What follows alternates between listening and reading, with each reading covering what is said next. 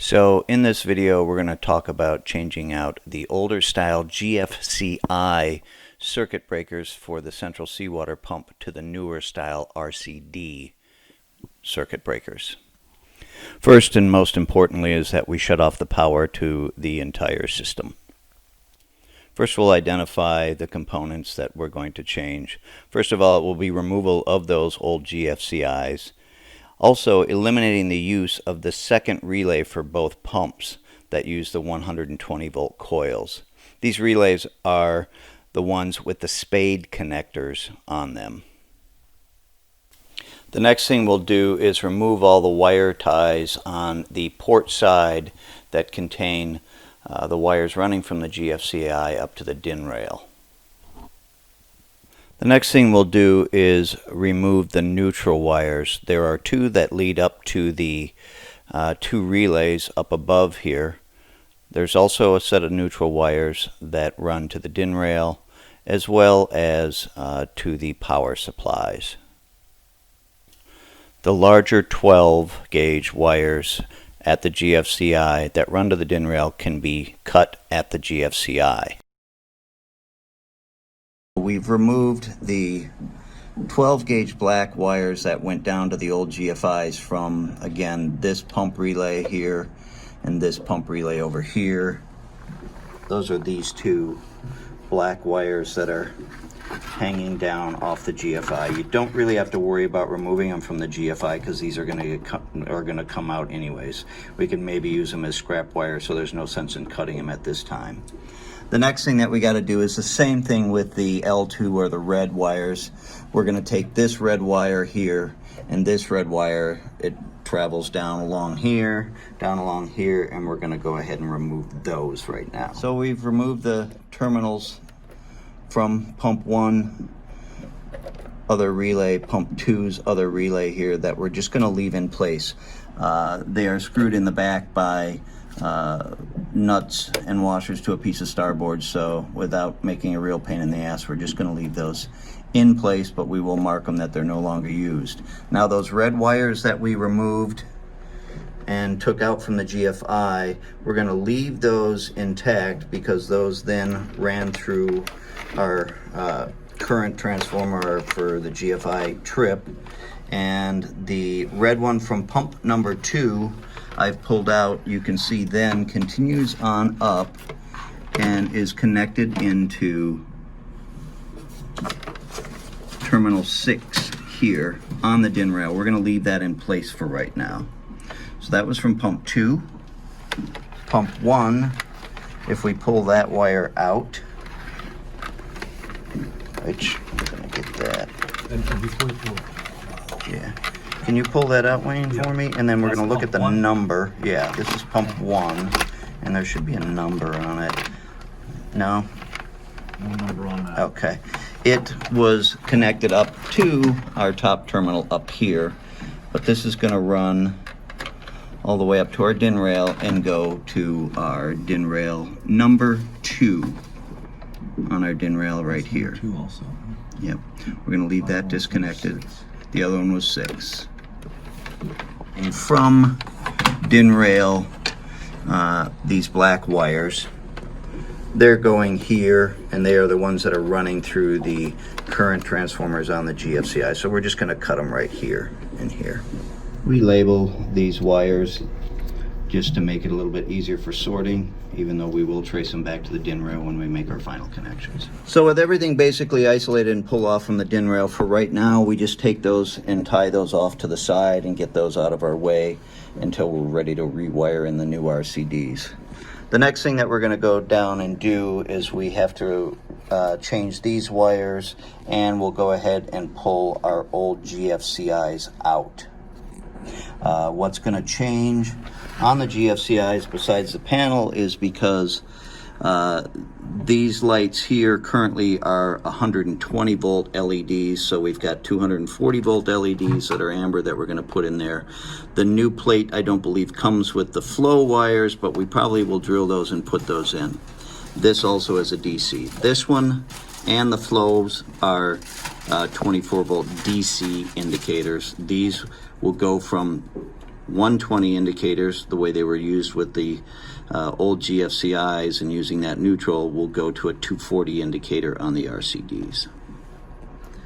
Here's our panel. Like I said, we may add that flow light down below our indicator. They don't put it on here, but we like to have those back in. Switch wires we don't have to do anything with, nor do we have to do anything with our DC circuit breaker. So these are all going to stay the same for right now, but we are going to have to take those loose. So you just want to make sure they stay zip tied so they don't get lost and confused. We'll take care of these flow lights and stuff and disconnect those, because again, we're probably going to go ahead and reconnect those back up. This is connected to our flow switch here, and this is coming from our DC breaker. So we'll show you what we do once we get that done. And since these are going to have a hard time passing through, we're basically just going to go ahead and cut this short here up at the power supply on both of these. These are our flow lights. So we're just going to cut these. We'll redo those so that they can pass through the hole when we reuse them. These are over here are our old lights that we're not going to use, so it really doesn't matter where you cut these. If you want to salvage them, we'll just go ahead and cut these off. They will come out. They are not going to be used. Again, that was used with the old neutral. So we're going to get these cut. The other thing we're going to do is these white wires here. If we follow this up, this goes to our power supply, and this is a white, which was a neutral. We no longer use the neutral. These will work at 240, so we are going to redo this. This will be red and black. That will go here. That's going to go to our RCDs. We'll show you that in a minute. This is our DC light LED, which is going to a DC ground. We're going to want to reuse that, so we're just going to pull that out as well, out of there. This was the wire going to it.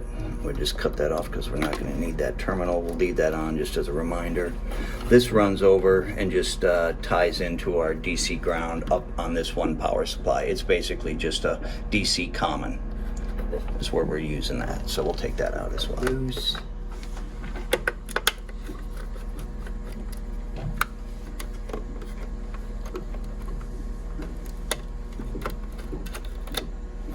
There, make sure that we do reconnect it with our other yellow wire. So we're just going to pull that out to make sure we see it.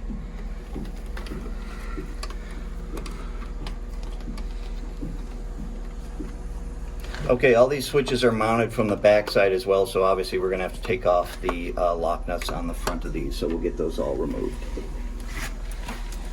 So we've moved the switches both to auto, and the reason, we just want to make sure when we put them back in that we have them oriented properly. So you may want to make note of the switch position. The yellow on this is the lower position, or so they should be down in the lower position. Obviously this would be your auto because they work opposite on the other side, but just make sure that you orient your switches so you don't get them upside down. They are wire tied. It shouldn't, but again, you just want to make sure so they are not reversed.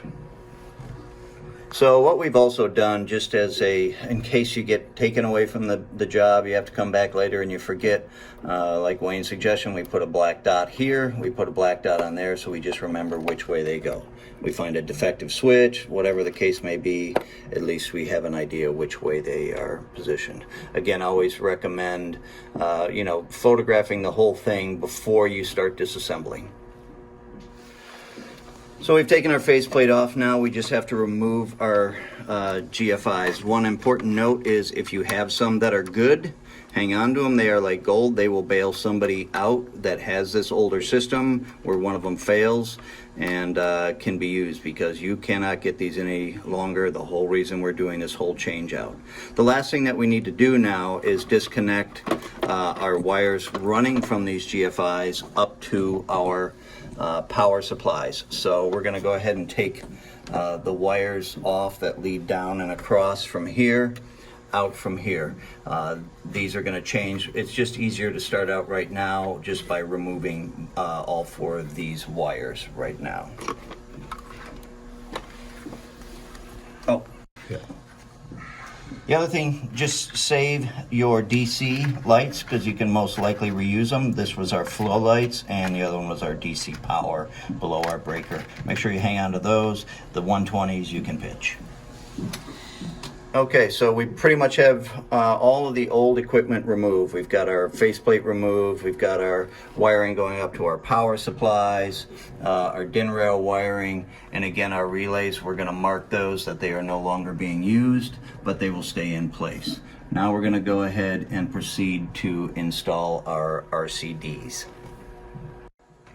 So we actually take the measurement for the whole width of the breaker. By the time it fits in there, that way it fits in flush all the way past this. So you're going to want to cut out, you can see here where we've drawn those lines, and just kind of make that, you know, relatively nice. We put the panel on with a couple of the switches to hold it in place, because the other thing that we're going to want to do is we marked and we indexed where our low flow lights are. Again, the other thing you want to do while we've got our switches kind of lining up and everything even is we're going to go ahead and drill our holes here first before we do any other cutting, and mount this in with like number 8 machine screws and nuts on the backside to give us a good solid hold, and this will give us a good anchor because our new RCDs are held in by a DIN rail against this, so it's got to be solid. You'll also notice we just drilled initial pilot or marking holes and didn't go all the way through. There's a very good reason for that. These lower holes, if we drop this panel down, will put us right where these wires run and the indicators. So we're going to want to make sure that we have these all clear and moved out of the way before we drill all the way through.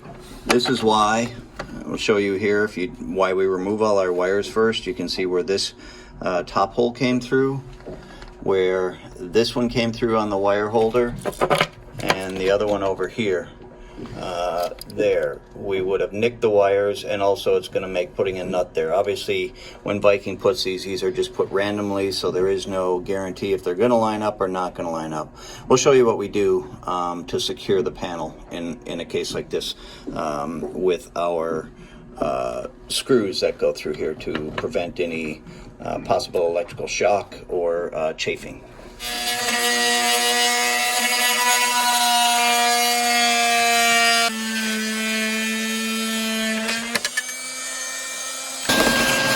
So we've got that all cut out. We use a multi-tool. It cuts down a lot on dust and things flying versus a saw. A little bit safer, easier.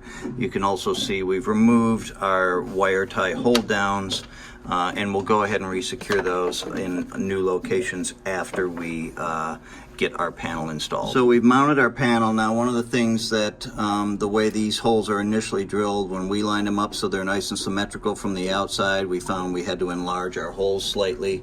So you'll want to do that before you permanently mount this to make sure your LEDs are going to slide in.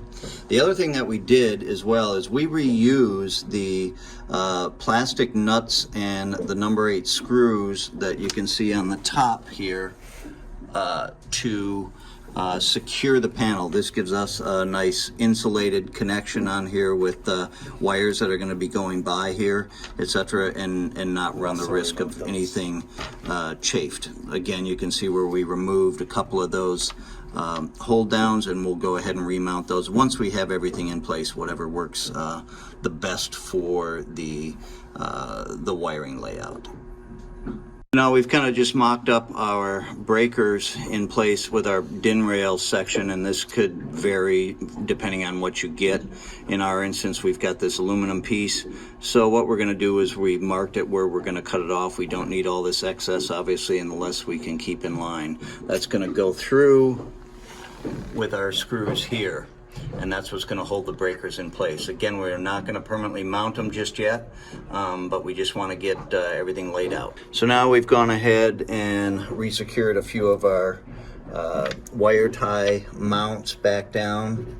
After doing that, then we have mounted our switches back in and locked those down from the other side, and installed our LEDs for our flow sensors and our 240 volt.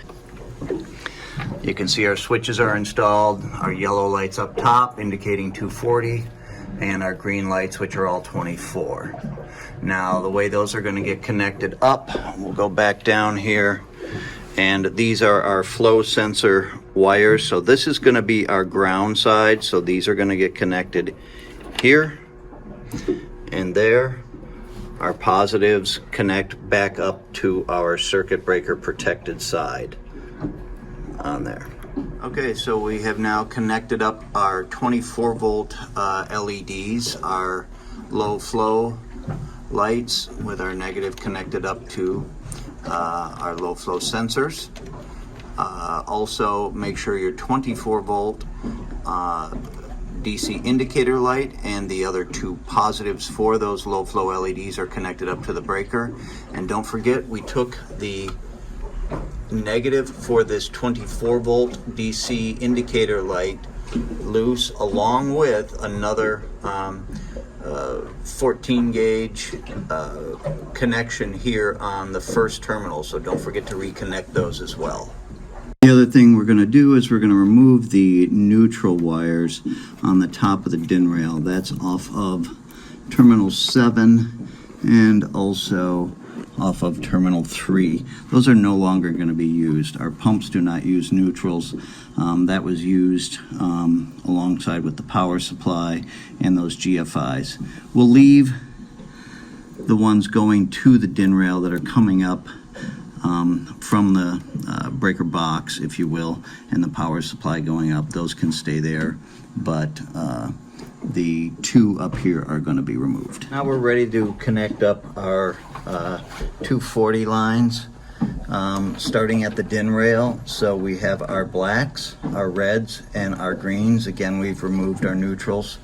We went ahead and just tagged these again according to what pin they are in on the DIN rail. In other words, pump number 1 red is into DIN rail number 2, black is into DIN rail number 1, that's the input, etc. So we're going to go ahead and get these cleaned up nice and run those to get ready to go into our RCDs. These are going to go into the top side of our RCDs. So we've now taken our DIN rail power supply side here, routed our wires up nice and neat, leaving room for the bend. Down here, to our breakers, which are just temporarily installed. They're not screwed in place because you need to secure the terminals. We put crimp style ferrules on the ends.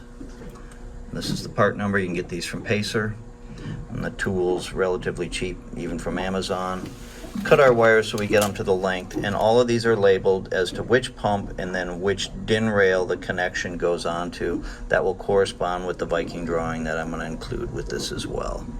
So now we'll go ahead and work on the output side of the breakers, which those wires will run down along the starboard side of the pump box and go to our pump relays. Okay, so we've now completed the wiring going from our output, our input from our relay here on both sides, following down and going to the output of our RCD breakers. Now on these RCD breakers at the bottom, there's actually 3 wires that need to go in each. There is the wire that I just showed you that comes down and around. We also have to replace the wires to the 240 now to 24 converters. We got rid of the white and added red in there and a red and black, so our color codes are correct, and are bringing that down to the breaker as well. So that's feeding the converters here. The other thing that we have to tie in on each breaker is our 240 LED. So all 3 of those go in, and you can see here we choose to use the ferrule. There's a caveat: if the LED goes out, you're going to have to trim the small wire and join it in, because we've got these wires all trimmed up nicely. But since this is a compression style connection on here. Putting multiple wires in there by themselves doesn't ensure even connection on all of those wires. The heavier wire is going to get compressed, and a smaller diameter wire might not have a good connection. So we use those ferrules here and crimp all three of them together. That way this connection is a good solid connection to all three wires. So we've done this side, we've labeled these, we're going to go ahead and make the connections on these. Again, these have not been mounted yet because to tighten these, the screw terminals are actually on the other side. It's a little tricky, but it's the way they design those breakers.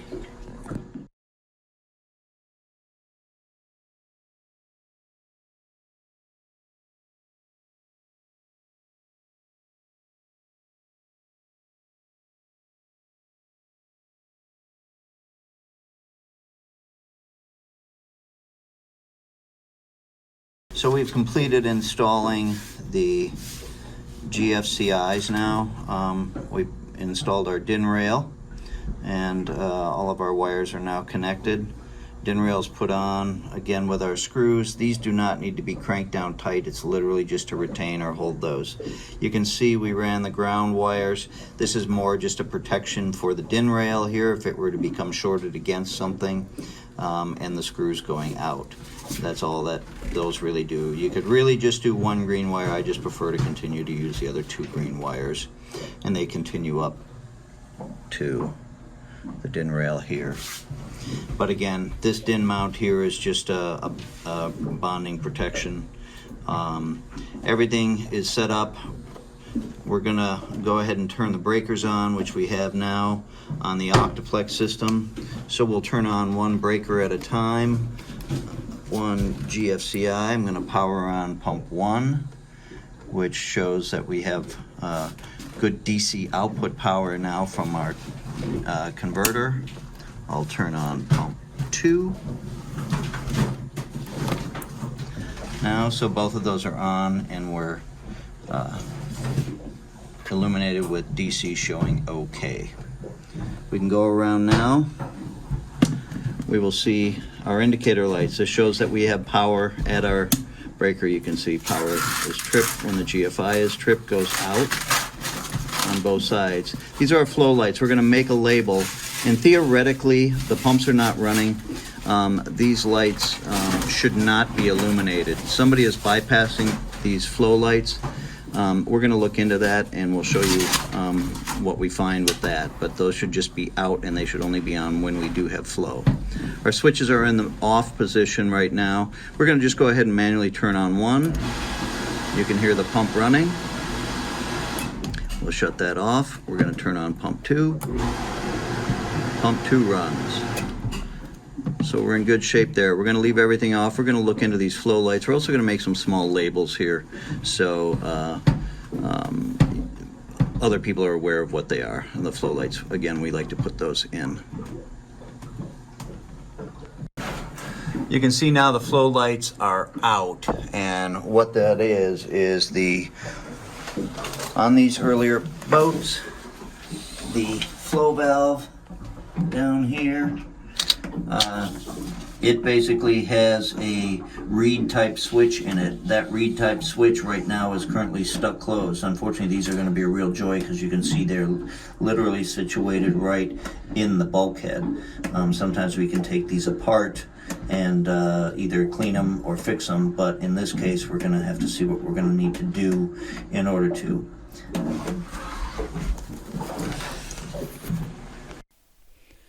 So that pretty much concludes what's required to do this conversion.